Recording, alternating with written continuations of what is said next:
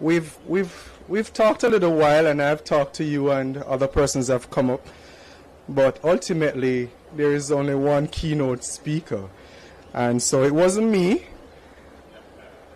and so we make way.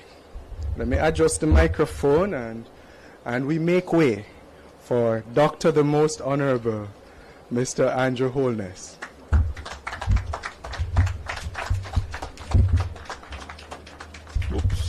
Good afternoon, everyone. Please be seated. I'm going to stand on the protocols that have been established and go straight into my presentation. First, let me, but forgive me, I have the Deputy Speaker of the House of Parliament here. I mean, the Minister knows I acknowledge him, and the new Permanent Secretary, and the Chairman, and the Acting President, and everyone else. But we have a real official here, the Deputy Speaker of the House. And I point that out because I have Parliament in another few minutes. So, Mr. Deputy Speaker, I know that the real Speaker has given me permission.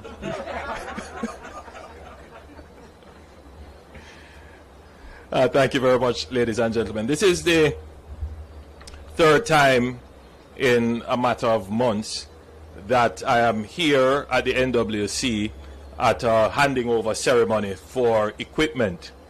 This is a powerful signal of the new capital dispensation of the NWC. It is not that the NWC is making more profit or seeing greater revenues. The truth is that they have been seeing greater revenues, and they have even broke even after decades of making a loss. And this is as a result of certain strategic decisions taken in addition to improved management. One strategic management decision would be, for example, the implementation of the non-revenue water projects, which would have reduced significantly water losses on the balance sheet of the NWC and would have secured their revenues. But we have also taken other important decisions that would have put our balance sheet, the NWC's balance sheet, in much better positions rather. For example, in terms of loans that we have taken and how those were financed. And all of that has made it possible for the NWC, first and foremost, not to come to the government for money to pay off loans on which they would have not performed well on. And we have not had that in a little while, which is good. It means that the NWC is no longer the fiscal risk to the government that it was. It is, yes, it's a major change. Ever so often, every 5 or every 10 years, the government of Jamaica would have to make a massive provision to relieve the balance sheet of the NWC of significant debt. Thankfully, we haven't had to do that in a while, certainly since my administration. However, we do understand that the NWC would not have all the capital required to undertake the infrastructure development that we require of the NWC. And so the government has from time to time stepped up to the plate and put in the capital investment along with the NWC. And what you're seeing here today is the government of Jamaica, through its budget, specifically now, through the Natural Disaster Relief Fund, make allocations for the relief and recovery exercise. And it is those allocations for which the NWC has had the confidence to go ahead and enter into an accelerated procurement process to acquire these units. It's very important for the public to know that this was done under emergency procurement. And you see how we have shortened the time. Now, just to be clear, a few months ago, I was here handing over 8 units, which took almost a year under procurement, or probably a little bit more than a year. And then I had said at that time the NWC should go and procure more. So they procured another 8. Now, those 8 are still in procurement. Still in procurement. These 12, however, given the devastation of Hurricane Melissa, and there are so many persons now who don't have water as a result of the disruption in the public utility supply, we have had to use the emergency procurement procedures. And I would say in a matter of weeks, 3 weeks, about 3 to 4 weeks, 3 weeks, thereabout, 2.5 weeks, Minister tells me, since we made a decision in Cabinet, made the allocation, and now I'm pleased to hand over these 12 trucks. Now, any reasonable thinking citizen must be thinking, why is it so long in procurement? And I'm sure that after this presentation today, the citizenry will start to question the very dense bureaucracy that we have, and while it is there, and necessarily so, to protect the value of the public purse and the value of what the public purse purchases for the benefit of the customer, we can't sacrifice that level of compliance. But there must be a way in which compliance can be accelerated so that the customer not only gets the monetary and accounting value, but also gets the value in service.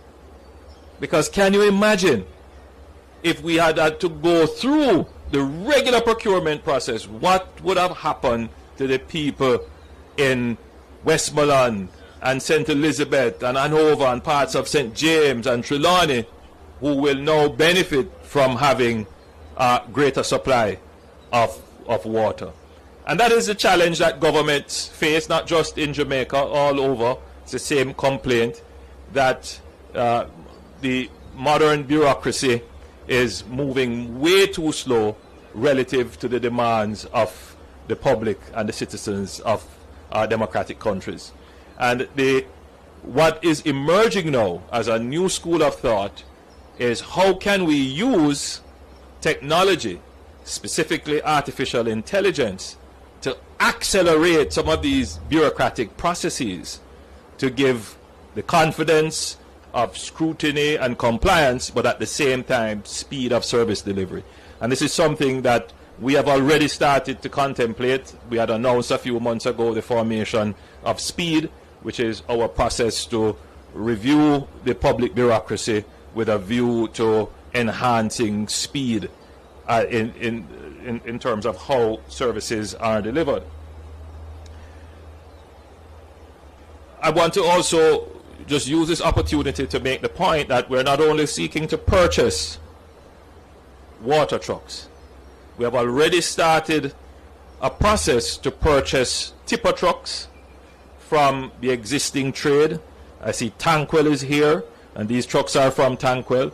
And I believe I can say that we have already reached out to Tankwell to purchase the tipper trucks that they have in stock here, because those trucks will be needed for another urgent intervention, which is the removal of hurricane debris, which is now creating its own separate problems, including potential health crises. And so we launched last week the National Cleanup Program, On Wednesday, they will actually begin doing the cleanup. That will require the mobilization of a fleet of trucks. I don't believe that we have enough trucks in Jamaica to have a concentrated effort on it. We will try to hire as many as possible, but the truth is we can't take the trucks from what they are currently doing. Many of those trucks are in construction and they're doing all kinds of other things. So we will bring as many private trucks in, but the NWC, the NSWMA, they need to have certain internal minimum capacity to respond. And therefore, the government has said we're going to build that minimum capacity, both in the NSWMA and in the NWC. So there is another process going on right now, similar to what has taken place in the NWC, to acquire trucks for the NSWMA to deal with the massive debris crisis that is affecting many of the areas that were devastated by the hurricane. So I want to therefore commend the NWC and its staff for ensuring that the process, the accelerated process, was done according to the law, that there will be no questions. Well, questions will be asked, but there would be none that is successfully questioning the process. And I'm also very happy to state that with these trucks we will be able to deliver water to those persons who are in need. One final point for consideration, and the minister is best placed to address it, but he is very passionate about the subject I'm about to mention, and he's the one who gave me the information, and I hope I treated it with justice. Now, I'm told that we have lost 51% of our primary forests as a result of the hurricane. For those of you who have had the opportunity to visit the devastated areas or have seen pictures on social media and on the news, you would see trees totally denuded, looking as if winter struck Jamaican forests. Now, that poses several problems. The first is the challenge to agriculture. You would have heard issues about, the bees having to find other homes, so pollination will become an issue. The other one is the potential for forest fires that itself could be devastating with us not having full capacity to respond.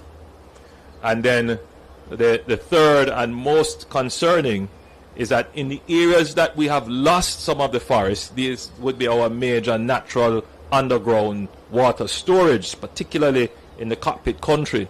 And one has to be very careful about how those hills are exposed and what it could do to the underground water systems. So the minister and I, we have been discussing that we will have to have a special program of response for that, and I know the forestry department has started to do their work. They will come to us with the necessary proposals as to how the government can respond to protect our forests and our forested areas. But that leads to another big problem: the possibility of more extreme droughts. Now, we've had some very serious droughts for the last 4 or 5 years, and we have had to be scurrying to respond, which is why we had decided to increase the internal capacity of the NWC to have these water trucks. These water trucks, therefore, will serve the initial and immediate need, which is to provide water to those persons affected by the hurricane. But we will maintain them because we know that we're going to have a potentially serious drought following on early next year when we enter the dry season. And so these trucks will come in handy, and indeed we may very well have to acquire more capacity. The intention, however, let me just assure those persons who are thinking that it is the intention of the NWC to have a massive fleet of water trucks. That's not the intention. The intention is to have the reserve capacity that we can respond quickly.